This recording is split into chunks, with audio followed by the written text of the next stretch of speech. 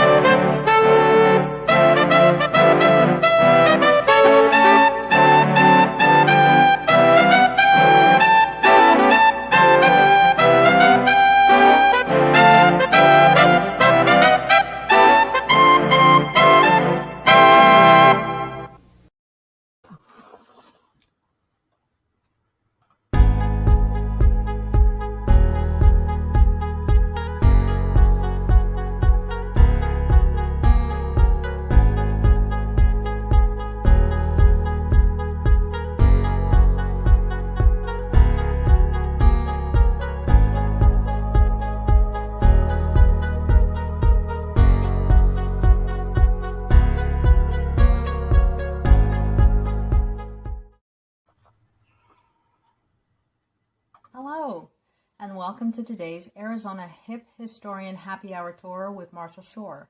I'm Leslie Watson, the AARP Arizona volunteer. In the month of April, we will focus on fraud prevention by providing specific tools and information to help consumers with knowledge and tools to spot and avoid scams.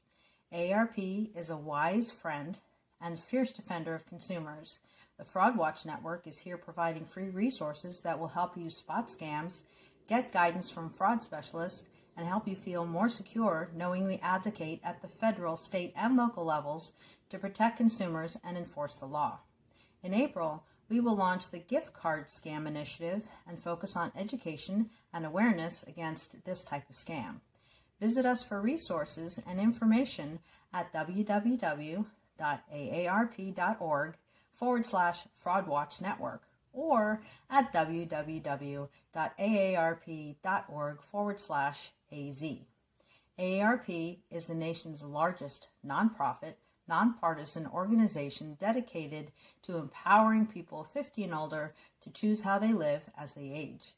With a nationwide presence and nearly 38 million members across the nation and over 900,000 in Arizona, AARP strengthens communities and advocates for what matters most to families: health, security, financial stability, and personal fulfillment. Now let's have some fun with our hip historian, Marshall Shore.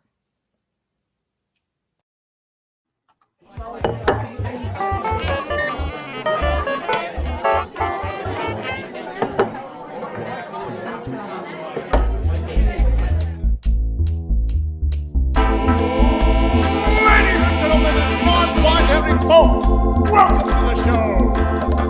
Get ready to meet your host for the night, Arizona's very own hip historian himself, Marshall Shore. Well, hello, good evening, everyone. I want to welcome you to a very festive this evening Arizona History Happy Hour. There is so much to celebrate. I'm so excited. Oh my gosh, just wait. I want to welcome you all here. I know we've got folks who are watching. I know Deb is watching from, I think, Nebraska. We've got a whole host of people on here on Facebook, some folks watching on YouTube, and even a handful of folks over on Twitch watching this.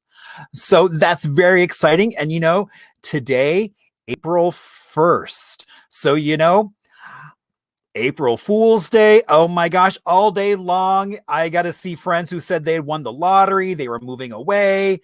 They were getting married, all kinds of things. And, I knew none of it was true. Tomorrow, life will go back to not being a fool's day. Now, also, today is National Burrito Day. So, there is still time for you to go out and celebrate that at your favorite local burrito house. I mean, Phoenix Burrito House is pretty darn tasty. It is also International Fun at Work Day. And, I subscribe to that every single day. It should be fun. And because we're all doing things virtually, it is international. I mean, we did a storytelling event on Wednesday, and we had someone from Costa Rica. Before, we've had someone from Germany. So those have been international, which has been a lot of fun. Now, tomorrow is National Children's Book Day. And I thought I would give a plug to one of my favorite children's books, Mo Willem and the One-Eyed Pigeon. So, you don't let the pigeon drive the bus, eat a hot dog. There's so many things that pigeon shouldn't do, but every time he tries. As well as just a few days ago, Arizona enacted that on August 14th, we will celebrate as a holiday the Navajo Code Talkers for World War II, which I think that's pretty darn cool that we're doing it. So I am so happy that we're doing that. And so we've got all kinds of fun for you coming up. Now, what can you expect? Every week we do a little bit of Arizona music history, a little bit of show and tell. We have trivia. And, I would almost say always a cocktail. Today, we're kind of blurring the lines of that a little bit, but, with good reason. And then we always have a special guest on. And indeed, it is a very special guest that we're going to have on in just a few minutes. So if this is your first time here, you might wonder, who is that man in that funny hat on my screen and why is he there? How did he get here? Well, 21 years ago, I was working in Brooklyn at a library, actually this lovely Carnegie building that you see. And you know what? I got tired of the wind, the snow, having to trudge through all of that. The slush, the first snow was always so beautiful. And after that, it just kind of went downhill. And I decided it was time for a change. So I traded that library for a library in South Phoenix. It started off as a little library just south of Buckeye. It's now in a big fancy new library. But one of the things I loved about that community was there was this rich oral tradition of kind of how did that community get to where it was today? And so that was kind of my first inkling of, let's talk about some modern history. And so that was over a dozen years ago. And so it's also a very special day because getting the chance to celebrate 1 year of Arizona History Happy Hour, but we'll talk about that in just a moment. And so, in order to get here, we loaded up everything we own into a big orange cube, a U-Haul, and they have the World International headquarters right here in the Valley of the Sun. Now, when we moved here 21 plus years ago, promptly moved to a little 1956 ranch. Now, when we moved in, there were so many tones of beige. I'm happy to say now it is just a simplified two-tone of seafoam and cantaloupe. As you can see, there's what my kitchen looks like today. All that buttercream yellow tile, the yellow in-the-wall oven. If you look close, you'll notice that there's no window in that, as well as there's even push buttons inset in the wall for my matching stovetop. Now, as soon as I got here, all I kept hearing about how there was no history here.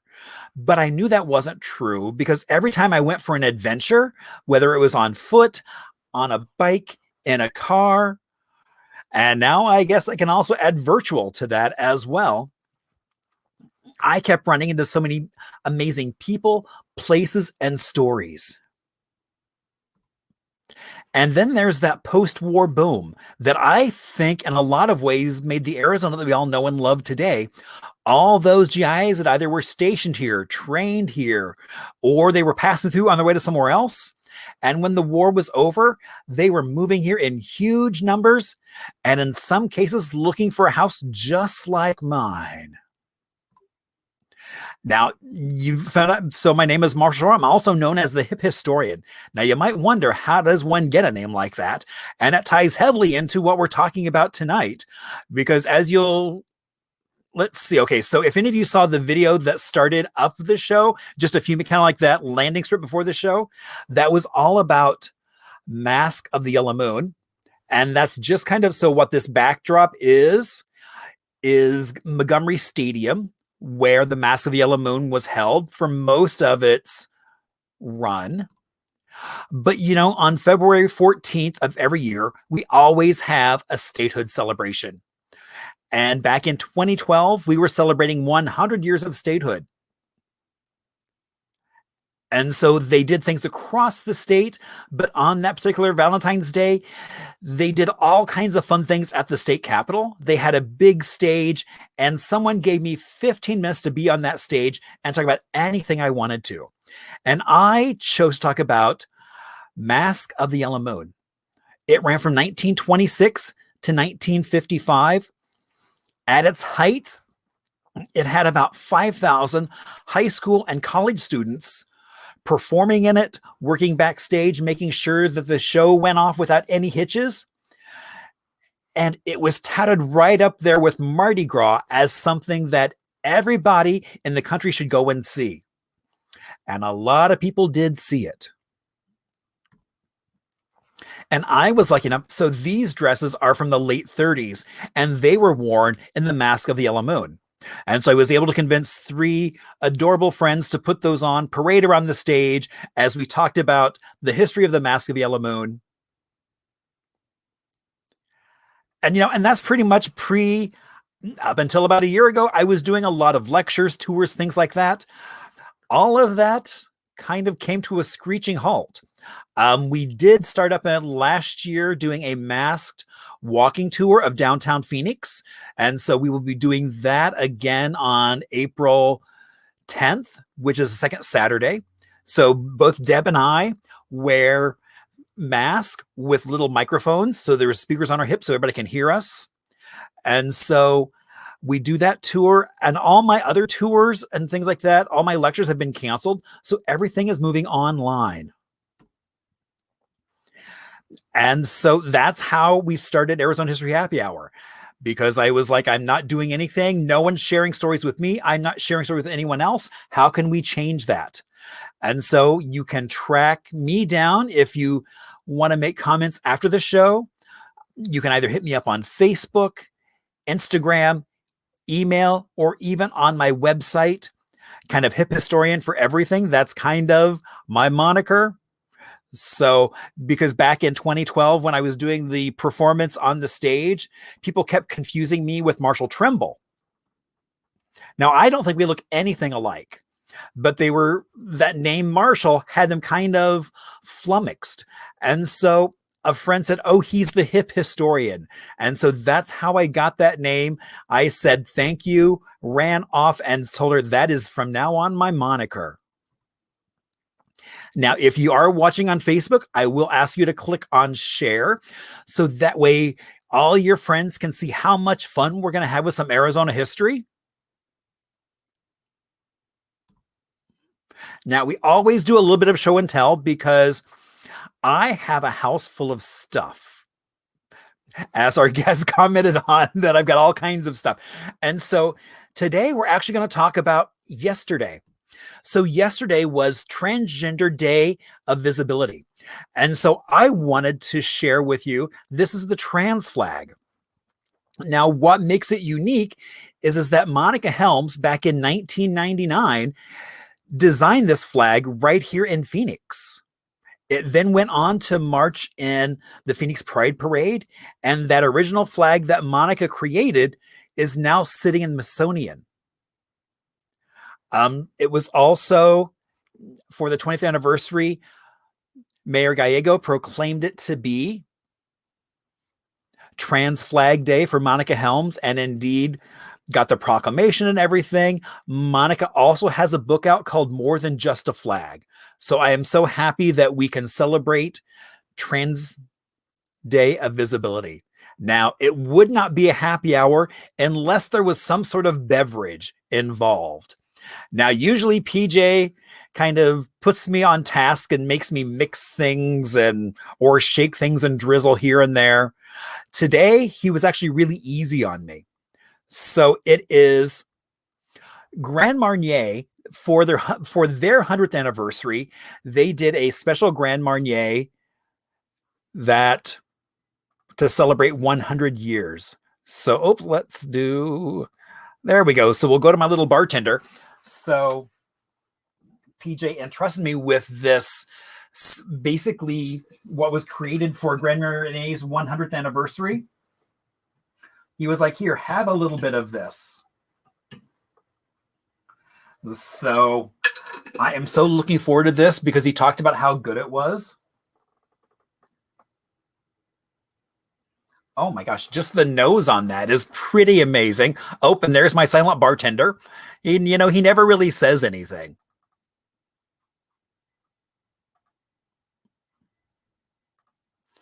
All right. So here is to 100 years, and I have a feeling we'll be doing a lot of that this evening.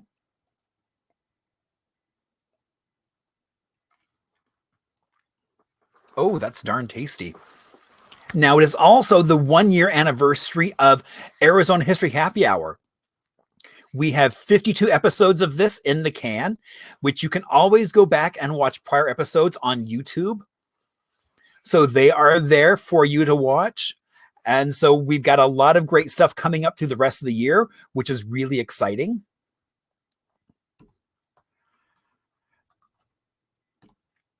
And so through the miracle of technology, maybe modern, maybe not so modern, I want to bring on my good friend, Marty.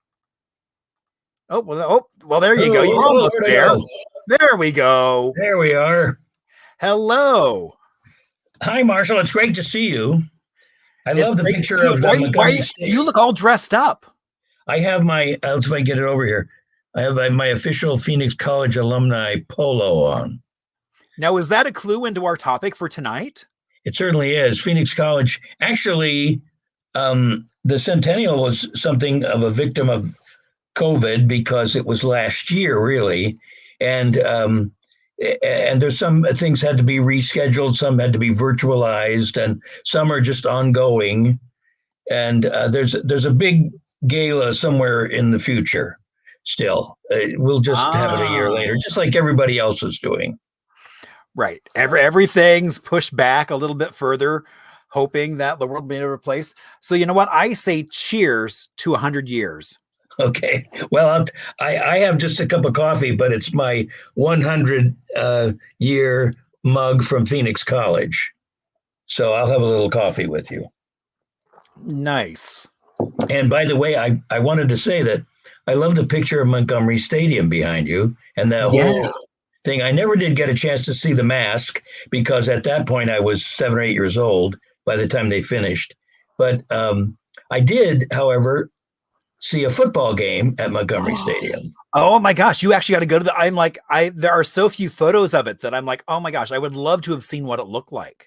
It was just a football stadium, I guess, and I went with my dad to a very early, I think it was a salad bowl or something they called it. And you even went to a salad bowl? I am so jealous. Because I remember that there was a big tower in the corner of the field, and it had the words up there that said "Fight on." That was the trademark there was a story behind that, and I don't know what it is, but. And at some point, I'll have Phoenix Union on. We can go into why that "Fight on" was their slogan. So, but yeah. So, oh my gosh. See, I wish I could have. I mean, I love the idea of a salad bowl. Yeah, there was a salad bowl, and then there was the Copper Bowl, and then it eventually became the Fiesta Bowl. Ah. Here's a little piece of trivia. I was at a Copper Bowl, I believe, and standing at the north entrance to Sun Devil Stadium, handing out 8x10 glossies of himself, which I got, was Dwayne Eddy. Oh my gosh, the You twang imagine? heard round the world. Yeah, and that was like late 50s or something. Wow. A little bit of rock and roll music history right there. There you go. Anyway, Phoenix College is now over 100 years old, celebrating 101 at this point, really. But 1920 was the origin of Phoenix College. It was called Phoenix Junior College for quite a while, and then they dropped the name, and at times been referred to as Phoenix Community College. To me, it was always just Phoenix College. And most people know it as PC. PC. And it's still going strong. And it's even as much as it's grown, and it has grown quite a bit, it's still such a comfortably small place. And we talked earlier about my experience of going to Phoenix or to ASU, which was just way too big for me. And at Phoenix College, I felt right at home. And I think the students still do that. Very good. Well, I think we're going to do some trivia. Yep. All right. And so our trivia is a little bit different than most trivia that people go to, is the fact that we'll go through the questions. They're all multiple choice.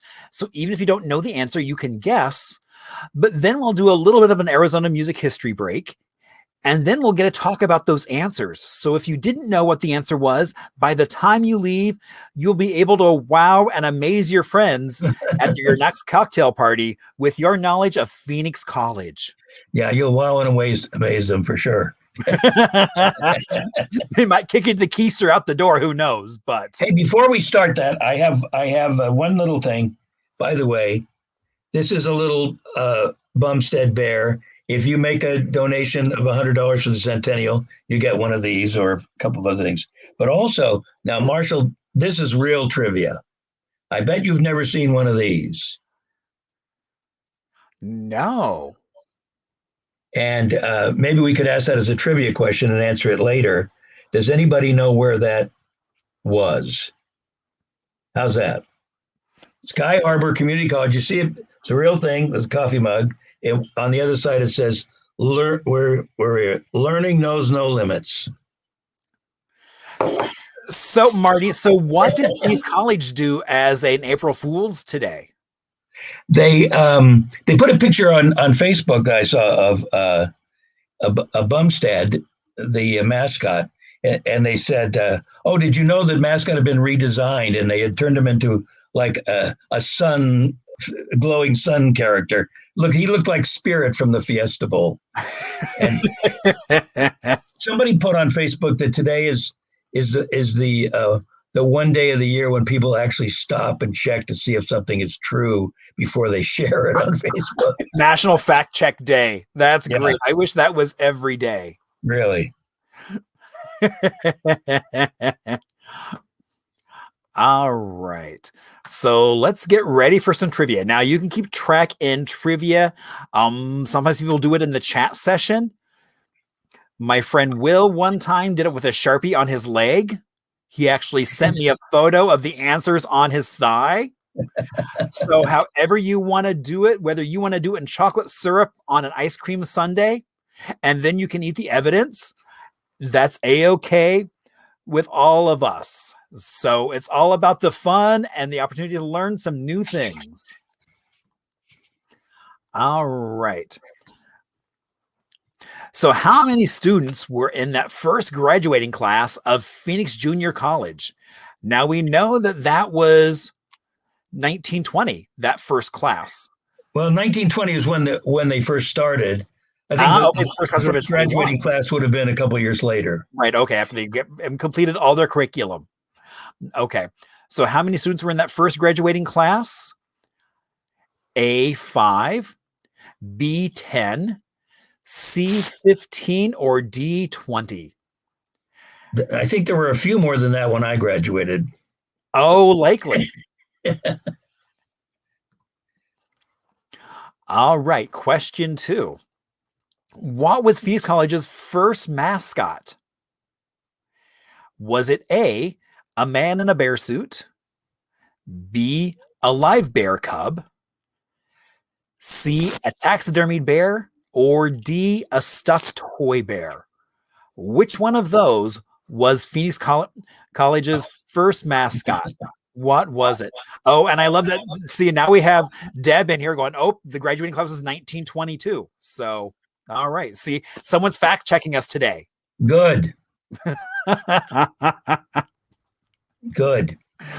And yes, I always wanted to be. That was one of the things that I didn't get to do at Phoenix College, and I stayed there long enough to do almost everything. I actually went for 9 semesters, but I always wanted to be Bumstead the Bear. I always wanted to put the bear suit on and run around to football games and be crazy, so forth. I bet they would let you do that now. Yeah, they might. I'm not sure I want to put that bear suit on after 100 years.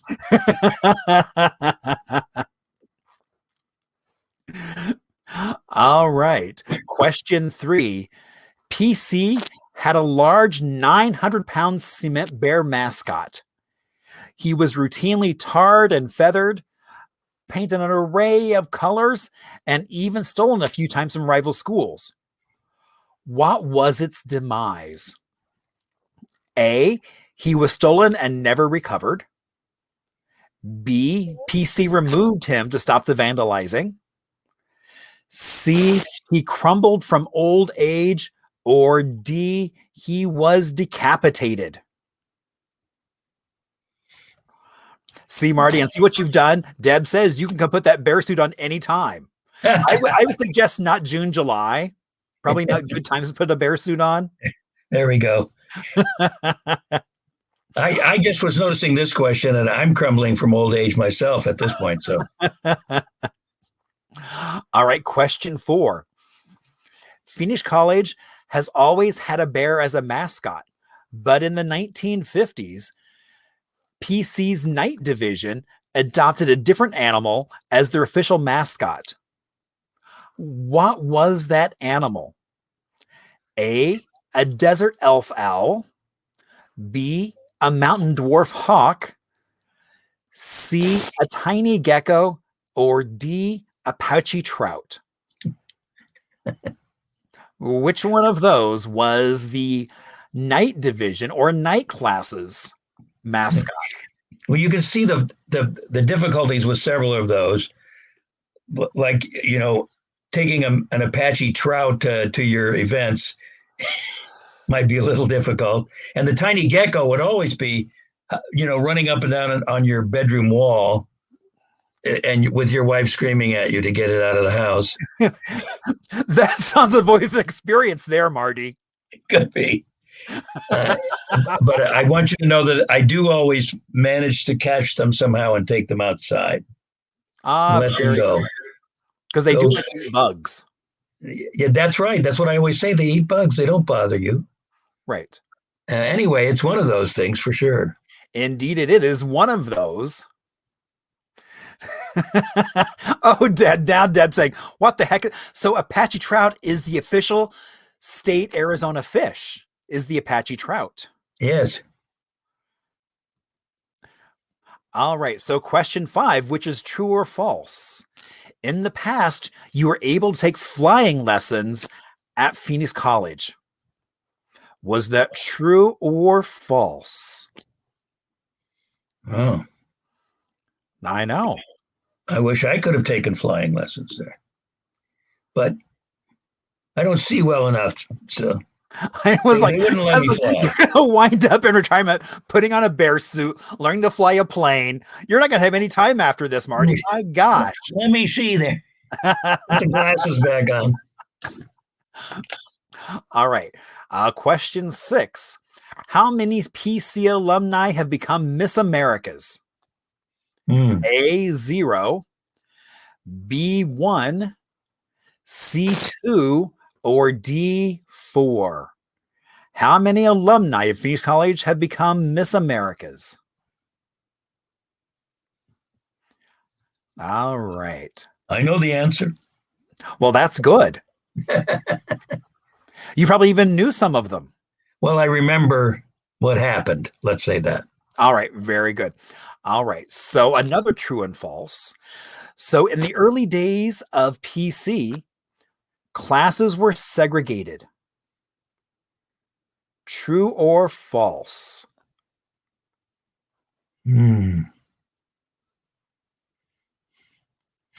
I know, consider the time it would have. I mean, it's like we're talking the 20s.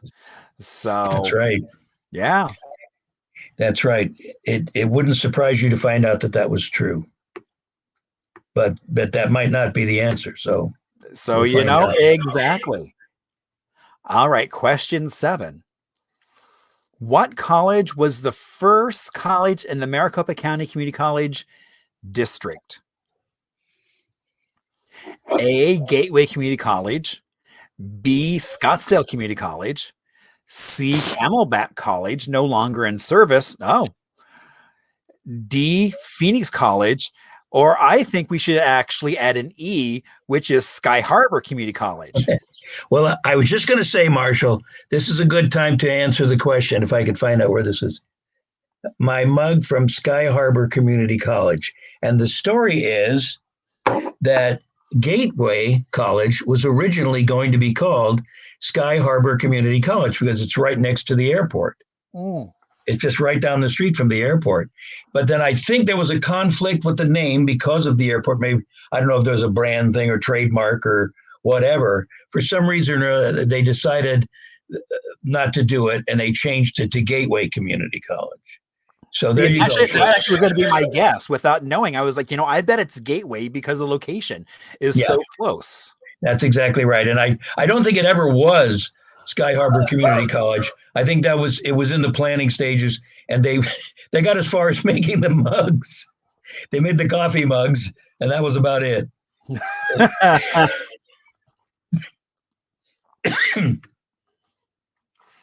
All right. So question 8. What modern day radio station was originally started at Phoenix College? A, iHeartRadio.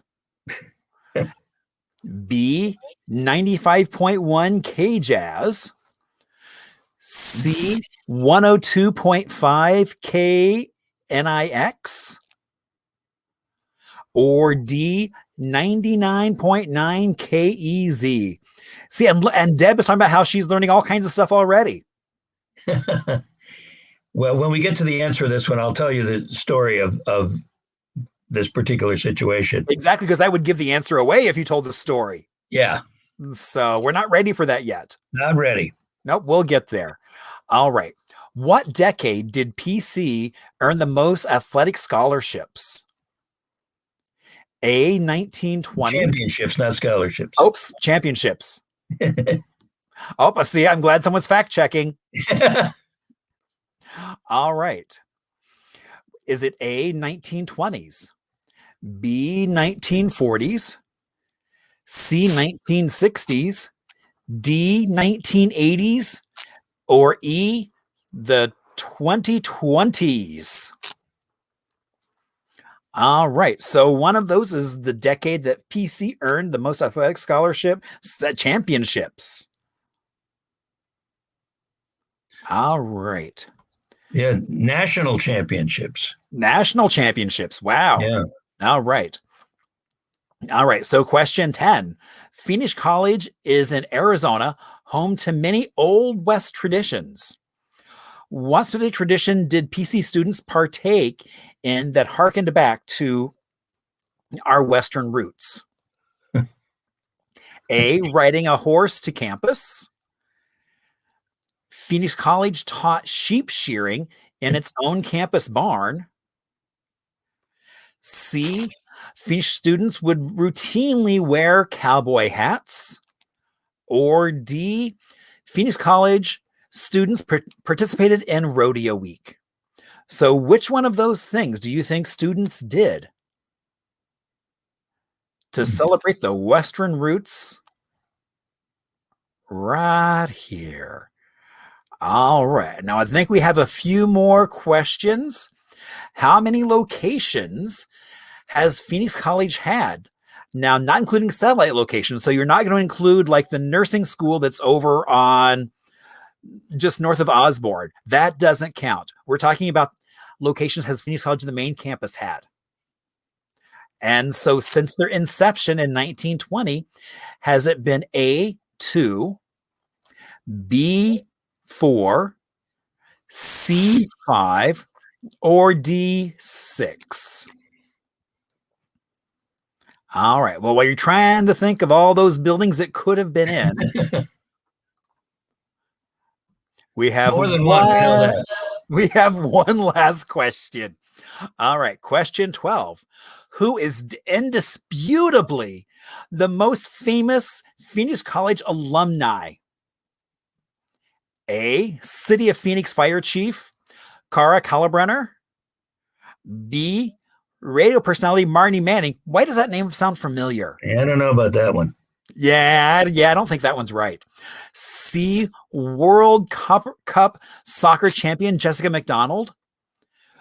D, retired AZ Supreme Court Justice Rebecca Birch. E, NPR radio host Corva Coleman. Or F, Arizona family chief meteorologist Royal Norman. So which one of those do you think is indisputably the most famous Phoenix College alumni? All right. While you're finishing up your answers, doing whatever you need to do so that way when we go through them, you can see which ones you got right, which ones you didn't. So we're going to go into a little bit of Arizona music history, which is also tied to Phoenix College.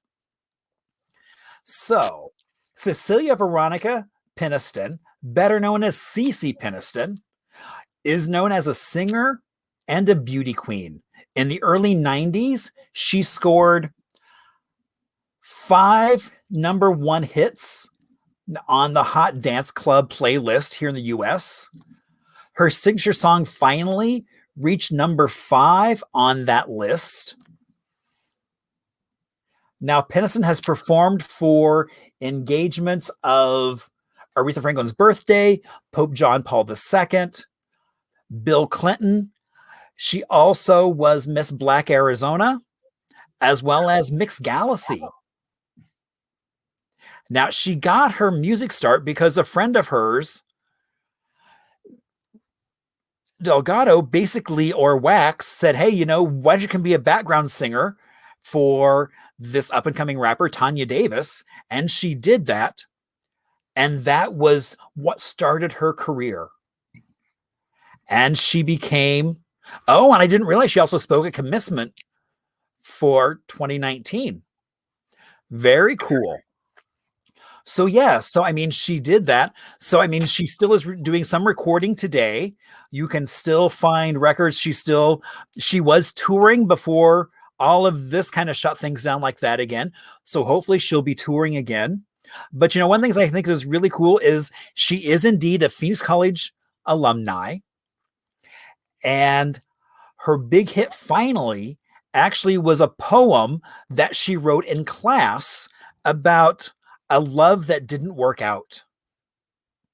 So she took that sorrow, made a poem, and it became a huge hit song. And I know now she's actually involved a lot with education and youth. So hopefully she's telling them to go to class and actually study instead of sitting there writing in the middle of class. But who knows? All right. So now we're ready for some answers. All right. So how many students were in that first graduating class back in 1922? It was A, 5 students, 1 woman and 4 men. And I bet even then it was probably fairly rare to even have the 1 woman. First of all, I like the fact that one of, that's what I was going to say. I was glad to see that. That's 20% of the class. Right. Exactly, which is pretty good for back then. So, all right. All right. So the original Phoenix mascot was indeed a live bear cub. Ooh. Yeah. That gets a little tough at the football games after a while. Especially with all that food around. Yeah. I mean, I bet the bear probably liked having all that food around. The bear was under the stands most of the time, looking for scraps. And people trying to catch people making out under the bleachers. Well, that too. So, all right. So Phoenix College had a 900-pound cement bear mascot who was tarred and feathered, painted colors, and eventually even stolen. What was its ultimate demise? He was decapitated. Those rival schools were tough in those days. I think they blew up the base too. Right. Yes. No, exactly. I mean, it was like they blew up the base. They kind of got rid of I can only imagine what that must have been like, trying to get rid of all of that.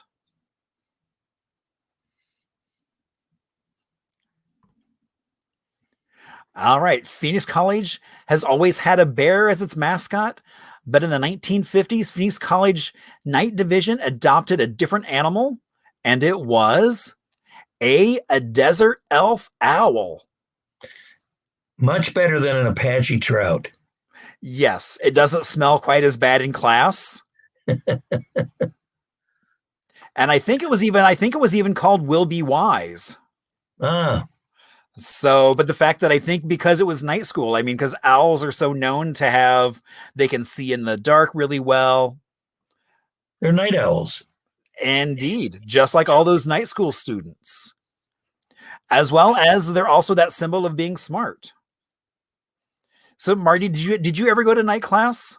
I did one semester. I went to night school, and I had a wonderful class in world literature with Dorothy McDonald. And she was a delightful lady, and I loved being in her class. And I wound up doing theater with her husband, Norman McDonald, who here's a little piece of trivia for you. Norman was a lifelong actor, but he actually was in the Mercury Theater production of War of the Worlds. Wow. He had a very small part. He said something like, RX2, come in. RX2, come in. That was it. But later, and somewhere I have a picture of Norman and I in a play down at Phoenix Theater. And so there you go. I did go one semester. Wow.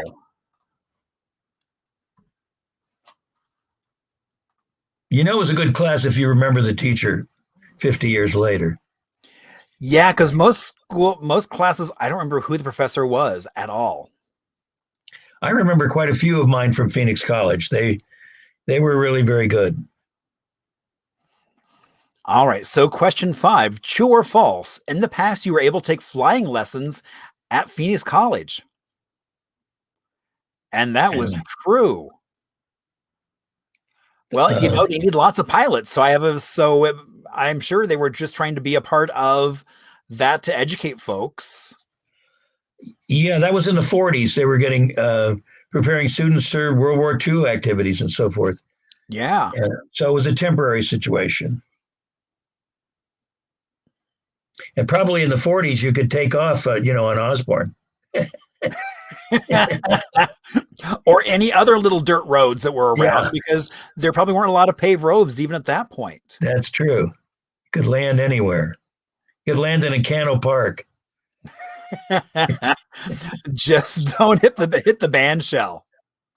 Yeah.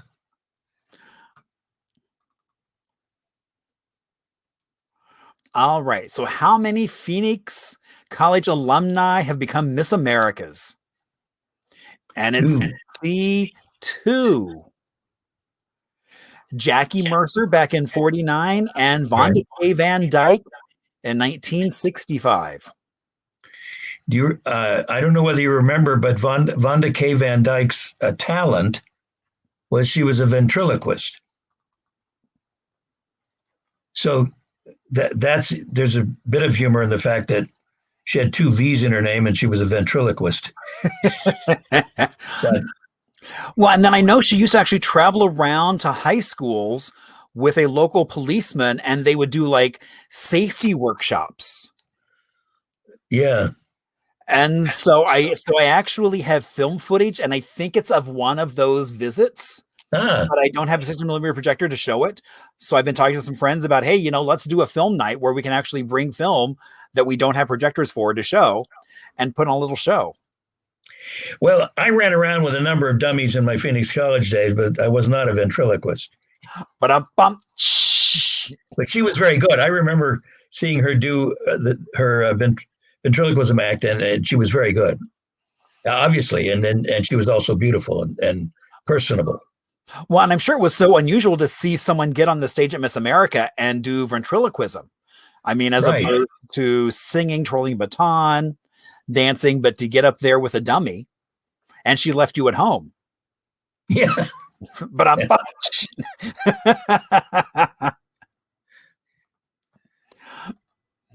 all right. True or false? In the early days at PC, classes were segregated. And that is false. Yeah. And I think that really comes from the fact that it was like it grew out of because Phoenix Union had Carver at that point already. And so I think the administration realized early on that it's like they didn't want to put any barriers in for possible students. Right. This is such a proud fact about the history of Phoenix College, is that it has always been a completely integrated school. And growing up here in Phoenix, and I lived here since 1952, and I never knew, honest to God, I did not know that there were segregated schools in Phoenix when I was a young fellow. I didn't find out till sometime later. And I just, I knew that there was a sort of a division of where people lived kind of thing in town, and that was the awareness level. But now looking back, I really feel great about the fact that Phoenix College, from its inception, was open to everybody, and that's so important. So that's such a great fact about the history. No, I would completely agree with that. No statues that we have to take down or anything like that. Just blow up the bear. Yeah, well, they did that one. Yeah, that one's done.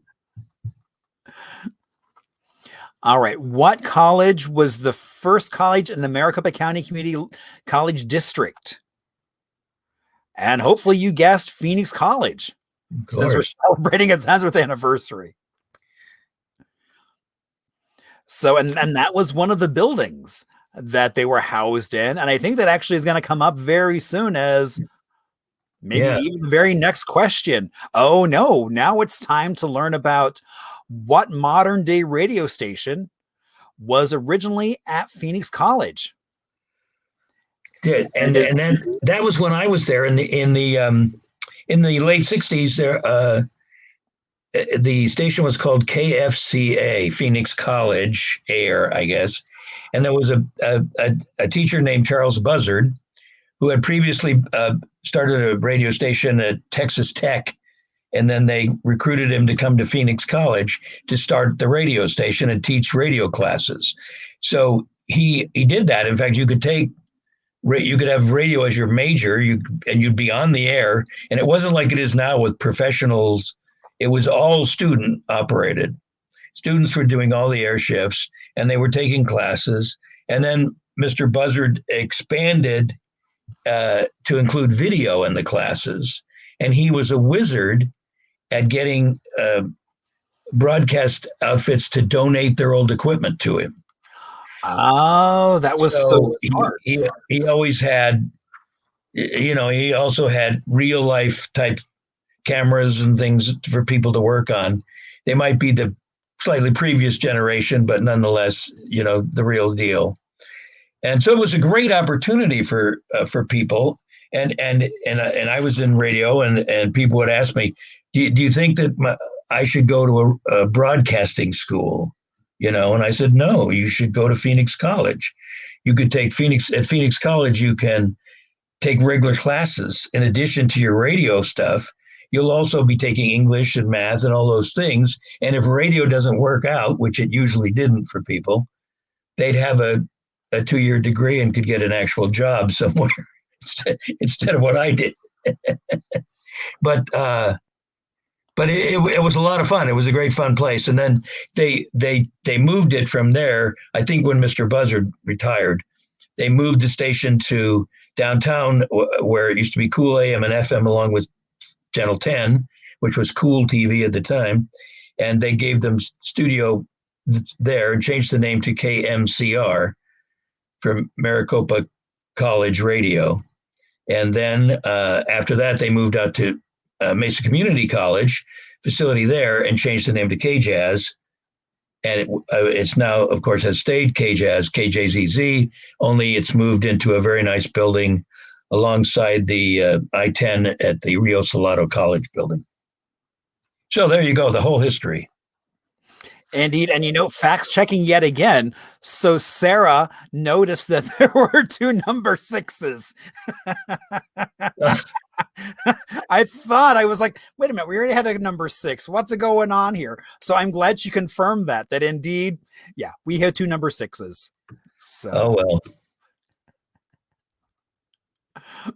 All right. In what decade did Phoenix College earn the most athletic scholarships? And it was C back in the 1960s.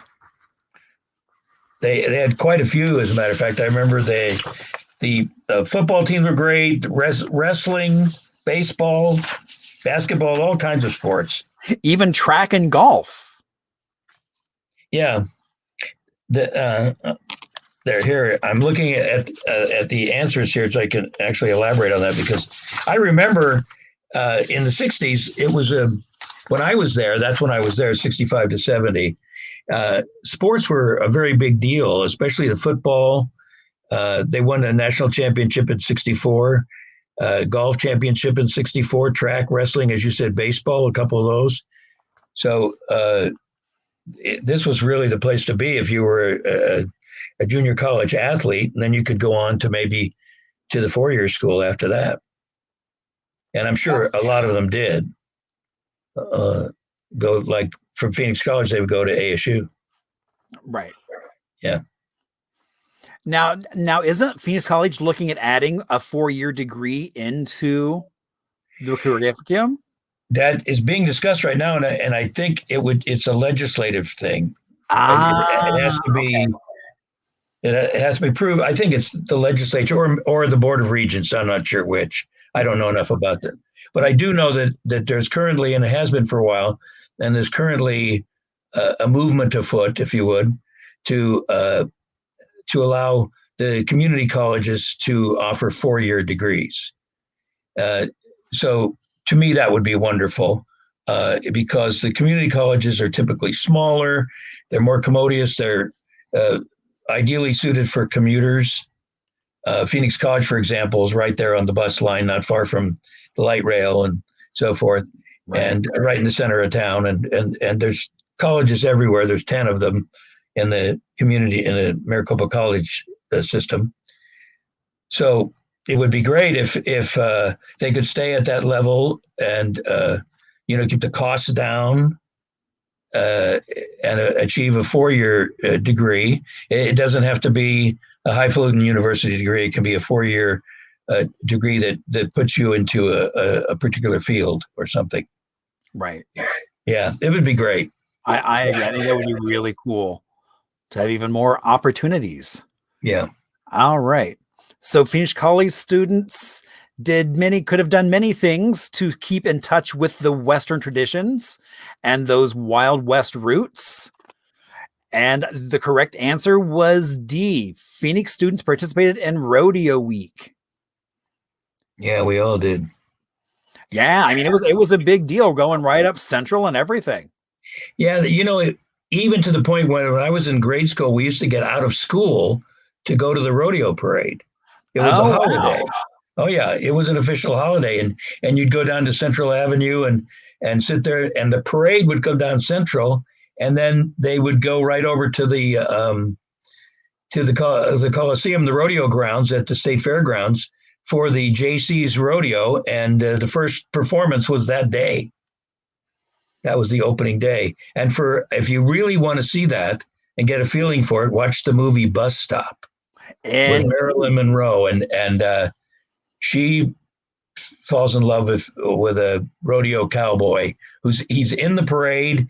They go right past the Westward Ho downtown, and she's in the stands across the street from the Westward Ho, and then they actually are at the old fairgrounds, the rodeo, which used to be in front of the grandstand there. Yeah, exactly. Yeah, I mean, there's a famous photo of her in her hat, just kind of leaning on the railing. Yeah, so, yeah. You see quite a bit of it in that movie, so it's a lot of fun.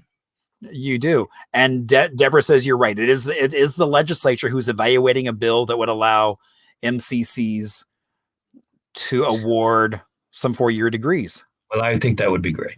I agree with that. All right. So how many locations did Phoenix College have? And the answer is B4. Yeah. So, I mean, I was reading that was like, I mean, originally the classes were in like these one-room cottages behind the high school, behind Phoenix Union. Right. Where they kind of started. So, and then they kind of grew up from there. Well, they only had 5 people in that first class. Yeah, so it wouldn't have been that much of a... They didn't need a big building. Right, but now look at it. I mean, over there on Encanto and like 15th Avenue is a huge campus. Yeah. Which is great. Yeah, there you go. I didn't really realize there had been 4 locations, and I probably should know that, but now I do. Well, you didn't go to all 4 of them. Not all 4 of them. You were there for a while, but not that long. All right. And question 12. Who is disputably the most famous Phoenix College alumni? Now, our guest, B. Marty Manning, could have been your very first choice, but there is a whole host of others that would be great choices as well, such as we talked about CeCe Peniston, Mayor Kate Gallego, Royal Norman. Jessica McDonald. Is that Jessica McDonald there? Jessica McDonald from soccer. Yeah. And then your friend, Nick Nolte. I think I'd have to vote for Nick Nolte. a close finish over Royal Norman. Give Royal that. I figured we needed one question that you were the answer of. So there we go. Well, actually, that does make a significant point. That some pretty interesting people and very accomplished people have gone through Phoenix College, got their start there. Some going on to 4-year schools. I think Kate Gallego went to Harvard, for God's sake. It was the PC beginning, though, that got her where she is. Right. Well, exactly. It's always those formative years. That's the most important years. Yeah. So did you ever meet Nick Nolte? Oh, yeah. I knew Nick pretty well. And we were both doing theater at the same time. And we never were actually in a play together, but we kind of worked on plays. Like I did props on some show that he was in or something like that. But we had a lot of mutual friends, and we did one TV commercial together way back in the early 70s. And I think I told you about that earlier, that and I had the main speaking part, mainly because I knew the director, the art director. But he had all these other guys, and we were promoting a thing called Tree Saver checks. They were checks that were made out of recycled paper, and we were little woodsmen out in the woods. And I had a big bow and arrow, and Nick was there, and some other actors, and we said the trees are happy, because we were saving trees by using recycled paper. But I learned quite a lesson from Nick, and I didn't know what I was doing. I just looked in the camera and tried to smile and say my lines.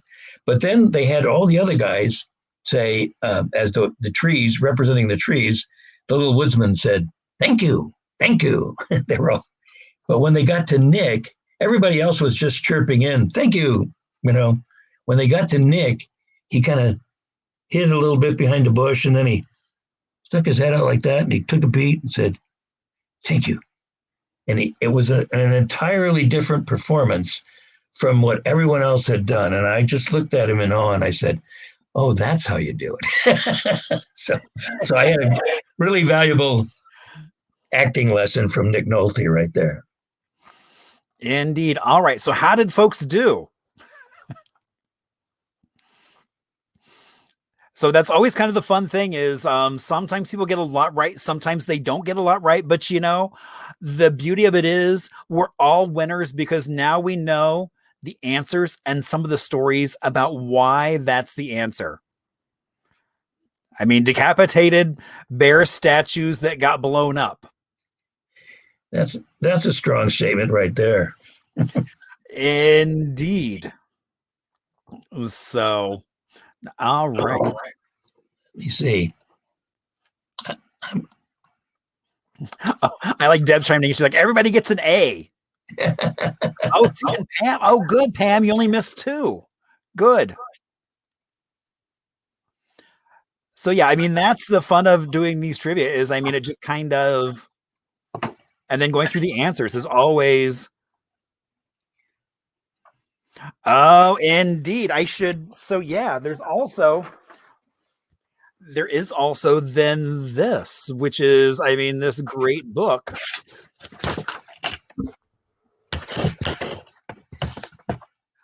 For Phoenix College. I have mine. Yeah. So with, I mean, so many great photos. This is really a nice book. And Stella Pope Duarte, who is a well-known local author who went to Phoenix College, really worked really, really hard for, I think, over a year writing all of the copy for this book. And she did a fabulous job. And they are tons of pictures. And so if you went to Phoenix College, you definitely want one of these. It's like getting the yearbook, only it's the centennial yearbook. Exactly. It's I mean, I'm sitting here, it's like as you guys are talking, I'm like, oh my gosh, I didn't see that photo. Right. And if you go online at the Phoenix College Alumni Association, you can purchase it there, I believe. Yeah, and it's really cool. And tells you all kinds of history and things like that. So, yeah. There you go. Okay, Deb Spot says phoenixcollege.edu/100. And you can see more about the book there and lots of other stuff. Yeah, because it's really a great book. Oh my gosh, Marty, I want to say thank you so much for coming on and sharing a little bit about yourself, Phoenix College, and also just kind of that, I mean, that history of just kind of being around. So far, I haven't apparently forgotten anything. That's the good news. I remember everything that's happened in the last 75 years. Marshall, it's always fun to see you and get together with you and do things. And let's do some more. I agree. All right, Marty, thank you so much. Have a great rest of your night. Thank you. Adios. All right. So let's give a big round of applause for Marty because that was so much fun. And, I knew with Marty it would be a hoot. So now if maybe at the beginning of the show you weren't quite sure whether you could click on share or not, I'm hoping that now yes, you should have indeed clicked on share to share all these great stories that Marty was able to talk about. And he's even quoted in the book. I mean, talking about like that radio station.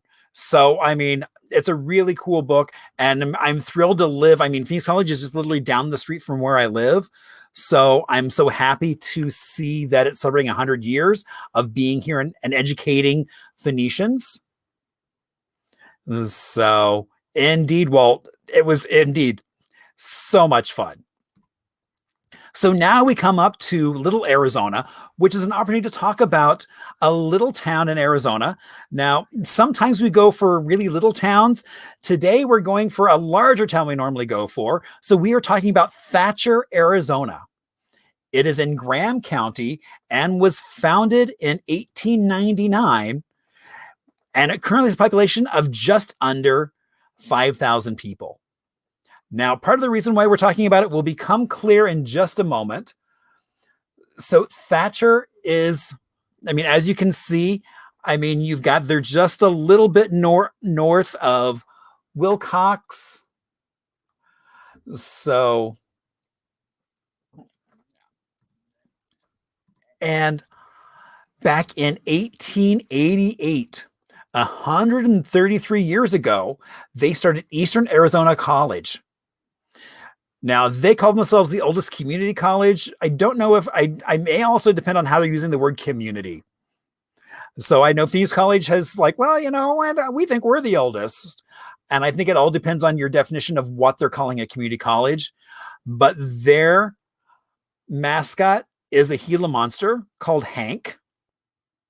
And you can see there. Now, originally the school got its start. So really the town itself started as it was settled by members of the Mormon Church.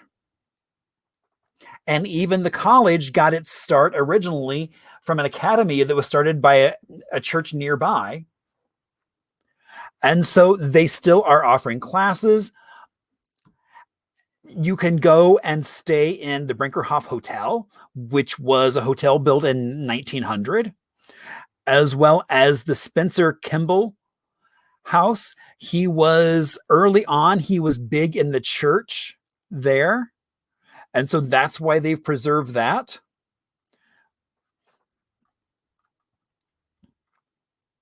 Oh, I didn't realize they also had an extension off in Globe. And so basically, this town, basically Thatcher is right next to Safford. So, but if you do go to visit, you can visit some historic buildings. There's lots of stuff to do around there. As well as you can also go, there is a nightclub that is open on the weekends called Stadium Club, with DJs, pool tables, all kinds of fun, where you can go hang out with locals from the college or just locals. So, my list of places to grow just keeps getting longer and longer with every show I'm doing, because there's so much fun to be had across Arizona. Now, next week, we have my friend Wes McIndo. Now, he is up in Sedona. And so he has a resale shop up there. He's working on a really big estate sale coming up, where a lot of the things that are for sale there have been on loan to museums across the country. He also has a touch of Hollywood history in his background. So that's going to be a really fun show as well. He has all kinds of wild and crazy stories. So again, I agree, Deb. There is so much fun in this state. Pretty much, if you can think of it, somebody here has been doing it. And so that's going to be the fun of getting to hear from Wes. Is a lot of people may not know him, but he is a great storyteller, and we're going to have a blast with him. And so that is next week. Same bat time, same bat channel. Now, remember, if you have any questions, suggestions, comments, maybe you've got an idea for a show. It was so funny. I was just down last week at the Pioneer Cemetery. They had an open house. Everybody was masked. They did a little scavenger hunt through the cemetery. And I ran into the archaeologist for the Kaibab National Forest. And so we started chatting. And so I know she's going to be a guest. I think she's going to have some of her friends come on as guests as well. So again, thank you all so much for being here. This show only happens because of all of you out there watching. And thank you for telling me how much you enjoy this show. And just kind of, as we get a chance to spend some quality time learning about our state and stories that you don't get to hear everywhere. That's the joy of having someone like Marty on, who brings in some of these stories that a lot of people may not realize.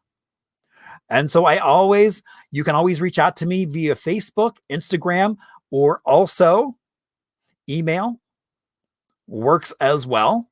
Now, don't forget, we do have our second Saturday tour coming up in a couple weeks, Haunted History of Downtown. I always want to give a shout out to my cocktail advisor, who this week, even though it was only pouring out a little bit in a glass, it's still pretty darn good. And my friend Cole and Chris, who basically wrote the music and did the video that we did the intro for. I also want to give a shout out to Deb and the crew at Phoenix College for getting me that little blurb about Mask of Yellow Moon, so we could show that before the show started. I'm going to be using that at some other point as kind of a primer, kind of as that landing strip as well. Now, as we say goodnight, we'll be listening to a little bit of Mr. Ho, who is a Sunny Slope boy. And in a few weeks, there's actually an event over at the Hotel Valley Ho that is Arizona Tiki Oasis. So it is a weekend celebration of tiki, that kitsch culture. And so his music would fit right into that. I don't think he's going to be there, but it's always a fun time. I'm so glad that we're able to do that. So I want to wish you all have a great rest of your evening. Have an amazing day.